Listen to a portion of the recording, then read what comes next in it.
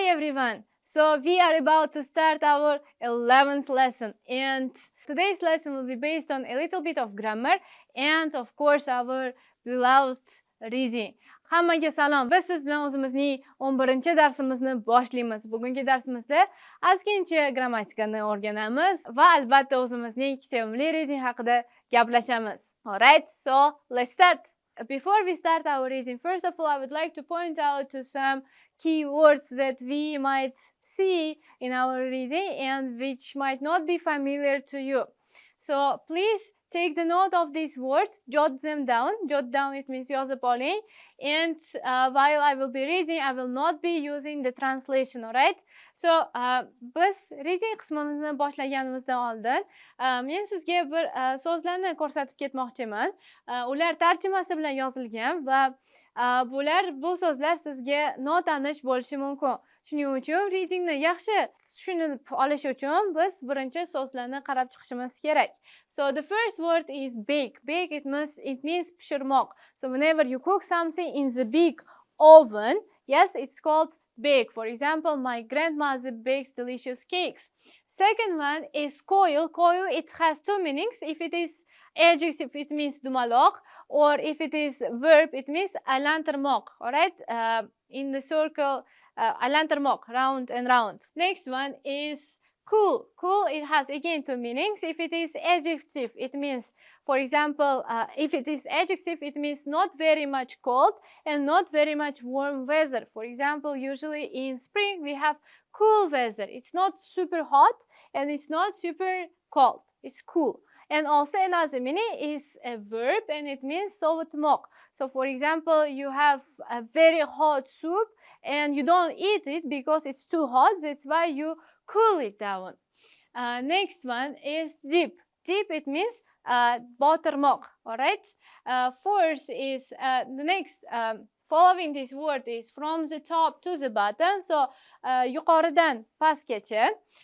Next, finally, at last, eventually, ultimately, all of them mean va nihoyat. Gradually, it's a very good word and it means asta-sekin. For example, gradually we are learning our English. Gradually, for example, gradually we are improving our English skills. Asta-sekin biz ingliz tilini rivojlantiryapmiz. Next one is heat. So heat is the opposite of cool. If cool, it means sovutmoq. Heat, it means istmoq. To make it warm, to make it hot. For example, my soup was very much cold. That's why I put it into the microwave oven to heat it. Next word is lump and it means bo'lak, zuvala. Next, pinch. Pinch, it means chimchilamoq, alright, or chimchilangan. Pull up, tortmoq. Reed, this is qamish. Qamish, it means like this is type of plant which usually grows in the groups, okay, in big groups and usually grows in near the rivers or lakes. Next, smooth. Smooth, it's like this. So smooth, it's like a very flat surface, which means thickness or slick. Soft. This is very much not hard or yumshoq. So we are moving on and we have the word stick. So stick, it means yoptirmoq. Sticky, it means, for example, the floor is sticky, yopishqoq. Scenery, this is tamosha yoki manzara. Tamosha yoki manzara. Shape, this is shakl bermoq yoki shakl. Shiny, yaltiramoq. Shiny, yaltiroq. Thread, again we are covering this word, it means ip. Wool and loom, this is jun va to'qu dastgohi. And wheel, this is g'ildirak. For example, Lacetti car has got 4 wheels, but a big Kamaz has got 12 wheels. And the last one is a weaver. So weaver, this is profession which we use. So this is the profession which uses what? So weaver, this is the profession which uses wool and loom and makes clothes. Or this is to'quchi. Alright, so I hope you understand all of the words. Now we move to our reading part. So in our reading part, we are going to talk about making things we use. Have you ever wondered, for example, how do we make plots? How do we make, have you ever wondered, for example, how do we make pots, or how we make clothes or baskets? If not, so we are going to talk about them today. And again, I will repeat, I will not be translating the text, but I will be reading slowly so that we will be reading together. But please make sure that you understand what we are talking about. If you can move to a little bit earlier part of our video and try to find the translation of some words. Hozir biz siz bilan birgalikda shu tekstni o'qiymiz. Siz qachondir qiziqqanmidingiz? Qanaqa qilib biz har xil idishlarni qilamiz yoki qanaqa qilib biz savatchalarni yasaymiz va hokazo. Hozir biz siz bilan birgalikda shu narsalar haqida gaplashamiz va aytib ketganimdek, so'zlarni tarjima qilmaymiz, chunki biz ingliz tilida tushunib olishimiz kerak. Lekin agar bir xil so'zlarni esingizdan chiqqan bo'lsa, videoni oldinroq qismiga o'tib, shu so'zlarning tarjimasini bilib oling. Alright, so let's start reading. This potter. So now we will start talking about pots. This potter makes plates, cups, bowls, vases, and lots of different pots, of course. He uses clay and he has a special wheel. First, he casts the clay. It is heavy and sticky. Then, he pushes and pulls the clay. He makes a large, smooth lump. Next, he throws the clay onto the wheel. He throws the clay hard because it must stick onto the wheel. He makes the wheel turn slowly and he shapes the clay. Gradually, he turns the wheel faster. Carefully, he pulls up the sides of the pot. When the pot is a good shape, the potter cuts it off. When the pot is a good shape, the potter cuts it off the wheel. He dries the pot slowly. Sometimes he bakes his pots in a big oven. Finally, he paints the pot. So we finished reading. Please pause the video and retell to yourself. The pot is shiny and it has beautiful colors. Potters also make coil pots and peach pots. They do not use a wheel to make these pots. So we have finished reading about the pots. Now please pause the video for some time and retell the text to yourself. This is important. Next, we are going to talk about cloths. So this weaver is making cloths. She's using wool and a loom. The threads on the loom go from the top to the bottom. The weaver pushes the wool between the threads. Baskets. People all over the world make baskets. This woman is weaving reeds together. Some people cut long, straight twigs. They are not as soft as reeds, so they cut the twigs with sharp knives. Candles. Candle makers dip string into hot wax. The wax goes cold and hard. They do this lots of times, and the candle gets fatter and fatter. Sometimes they hit the wax. Then they pour it into metal or plastic molds. The wax cools. When the wax is cold and hard, they open the mold and take out the candle. So we have finished reading about clothes, baskets, and candles. Now, all three of them, please retell. Very good. So now we move to the question parts. So in our question parts, we are going to answer to all these questions based on our text. Bizning savol-javob qismimizda biz shu savollarga tekst bo'yicha javob berishimiz kerak. Pause the video and let's answer to these questions. Videoni to'xtating va shu savollarga javob bering. Keyin birgalikda biz har doimgidek tekshiramiz. Alright, so let's check our answers. So the first one is the potter uses clay and he has a special wheel. Second, first he casts the clay. Third, Next, he throws the clay heart onto the wheel. First, he throws the clay heart because it must stick onto the wheel. Fifth, he makes the wheel turn slowly and he shapes the clay. Sixth, gradually he turns the wheel faster. Seventh, carefully he pulls up the sides of the pot. When the pot is a good shape, the potter cuts it off the wheel. He dries the pot slowly. And the last one, finally, he paints the pot. Please pay attention that they used first, next, gradually, carefully, finally, when it's a good shape. So these kind of words are very much helpful. So these type of words are very much helpful in our writing or whenever we tell the stories, because it becomes more interesting to listen to you or to read your essay. So please do the same technique in your writing or when you tell the stories.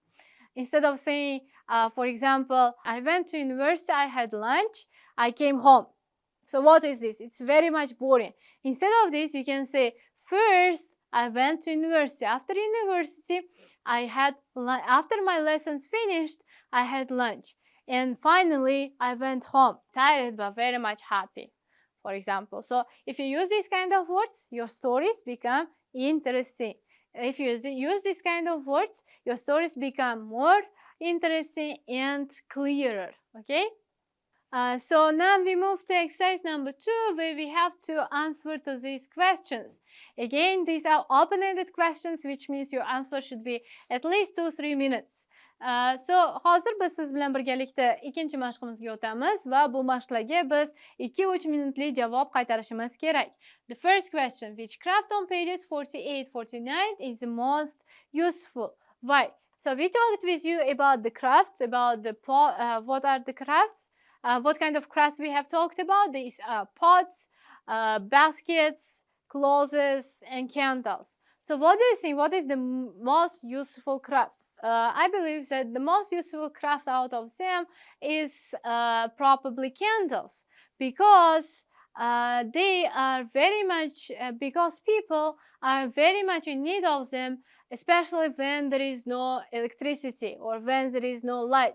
If you go to rural areas of Uzbekistan or in some city or in Tashkent as well, it's very much often that the light turns off, and people cannot survive without the light. So candles in these situations are very much beneficial, because, for example, if you have, let's say, exam tomorrow morning and the light went off, so you can just turn on the candle and then you can prepare for your exam. Or when you have to cook, again, there is no light, what you got to do is, again, you are going to turn on the candles. So this is, I believe, the most useful craft. Second question, and in your opinion, what's the most useful craft? Please answer to this question. All right, well done. I heard that some of you are saying that pots are useful, some of you are saying that clothes are useful. Of course, all of them are very much useful. Second one, which object is the most beautiful? Why? From my point of view, the most beautiful object is pot. Why? Because they have very much, because all of them have various shapes, and also they are painted beautifully, and then they are also very much shiny. So the purpose of these pots is to decorate our homes, to make the atmosphere more beautiful, more relaxed, more relaxing. So these pots, I believe, are the most beautiful objects. And the last one, do you have any of the objects in your home? Which ones? So in my home I have got a very ancient pot which was given to our family, which passed to our family from my great-grandparents.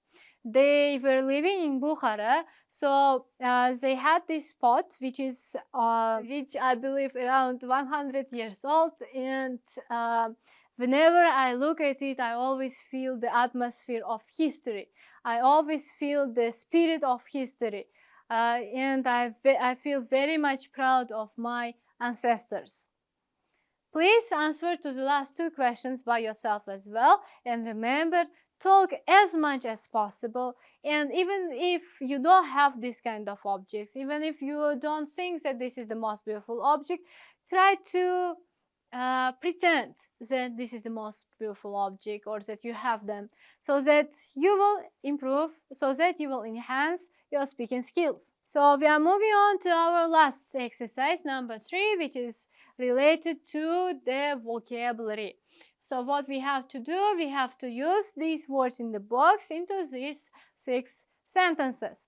Alright, so please do it first by yourself, and then we will check together. So let's check our answers. The first one, the candle maker heats the wax in a big pan. The candle maker dips the long candles many times. Third, gradually the candles get fatter. Fourth, he pours hot wax into mud. Fifth, the wax in the mud cools and goes hard. And the last one, finally, the candle maker opens the mud and takes out the candle. So in our grammar part, we are going to talk about when and what kind of word this is. So usually we use when to ask questions. For example, when was your sister born? Or when did you come to school? However, we also can use when we talk about the finished result of one action, which means, for example, when her father came, he had lunch. So first he has finished, first he has come, then he had lunch. So when, it means qachonki. Qachonki uning dadasi uyga kelganida u ovqatlandi. Or for example, when I finished my school, I got into university. Qachonki maktabimni tugatganimda men institutga kirdim. Va hokazo. So now please make your own sentence using when. This is not a question sentence, alright? This is just a positive sentence. When bu faqat savol gaplarda ishlatmaymiz. Bu so'zni tasdiq gaplarda ham ishlatishimiz mumkin. Iltimos, o'zingizni gapingizni qiling. Yes, good job. This is a very good sentence. Now let's move to the part of to the exercises part. So in these exercises, exercise number 1, first let's read the example. When the rain stopped, they went into the garden. Qachonki yomg'ir tugaganda ular bog'ga chiqishdi. Or let's say, yesterday it was rainy, the children play inside. And before we start doing the exercises, let's read the example. Yesterday was rainy, the children played inside. When the rain stopped, they went into the garden. So is this a question? No, this is not a question. This is ordinary positive sentence. Kecha yomg'ir yog'ayotgan edi. Bolalar ichkarida o'ynashdi. Qachonki yomg'ir tugaganida bolalar bog'ga chiqishdi. So bu savol emas, to'g'rimi? Bu shunchaki tasdiq gap. So now let's do the exercises. So exercise number 1. What we have to do here, we have to look at the pictures and write the letters to these sentences. When the film finished, Billy went to bed. So which picture is this? This is picture number C, right? So this is C. Next one. When it started to rain, the children ran into the house. So which picture is this one? This is picture number A. Next one. When the boys arrived at the station, they bought their tickets. This is picture number D. And the last one, when Anna looked out of the window, she saw the snow. This is picture B. And if you paid attention, all of them start with when. When something happened, after this another situation happened. Qachonki bir voqea bo'lganidan keyin boshqa voqea bo'ldi. So this is exercise number 1. Let's move to exercise number 2. So in exercise number 2, we have to use our own ideas. So we have to be very much creative in this exercise and continue them by our own opinion, using our own ideas. So please, mine and yours should be different. Do not make the same sentences, alright? Because these are my ideas and your ideas are different. So let's do. So let's read our sentences. Anna opened the box, a kitten jumped out. The school bell rang. All the students ran into the canteen. Canteen, this is oshxona. Third, Lucy went to Paris. She visited sightseeing places. So sightseeing places bu diqqatga sazovor joylar. And sentence number 4. The children arrived at the beach. They immediately went swimming in the ocean. So what now we have to do? We have to use when something, something, something, and then another situation. For example, when Anna opened the box, a kitten jumped out. When the school bell rang, all the students ran into the canteen. When Lucy went to Paris, she visited sightseeing places. And the last one, when the children arrived at the beach, they immediately went swimming in the ocean. Please do the same way as well. Please do this exercise in the same way as well. Bo'ldi.